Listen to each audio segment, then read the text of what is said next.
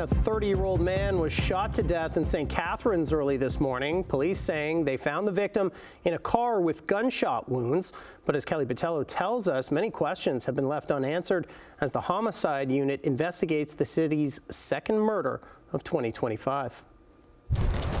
Niagara police say a 30-year-old man was found shot in this car at around 3:40 this morning near Geneva and Carlton streets in St. Catharines.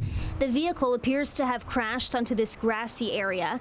The doors left opened and paramedic gear on the ground. Resuscitation efforts were made at the scene. The male was transported to Niagara Health System. The male has succumbed to his injuries. Police say the victim was a man from St. Catharines. A large scene was taped off this morning, spanning a few blocks, and further down on Carlton, evidence markers could be seen on the road. At about 3:30 this morning, I heard 4 or 5 gunshots. 3:30, yeah, I heard 3 gunshots. You did? Yes, and then I wake up and I look out the window, but I see nothing.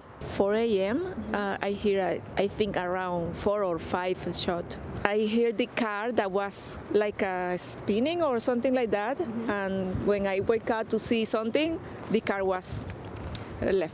Those who live in this area say there are sometimes problems on this street, fights that occasionally result in a police presence.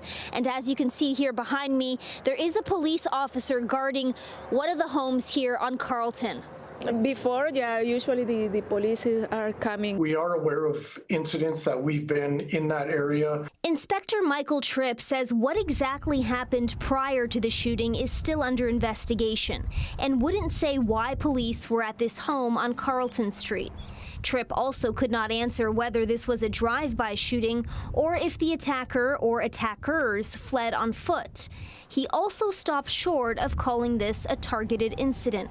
Does this appear to be a targeted shooting? It would appear from the evidence that we've collected early on that this was some type of an isolated incident, but in terms of the specifics of how it occurred, we're not at a point to disclose that at this point in time. And with no details to provide on the shooter or shooters, it becomes a matter of public concern. A number of gunshots were fired in public. A suspect has not been arrested, so from that perspective, I would say that there is a danger. Police say any information on a suspect will be made public if it becomes available. Kelly Botello, CHCH News.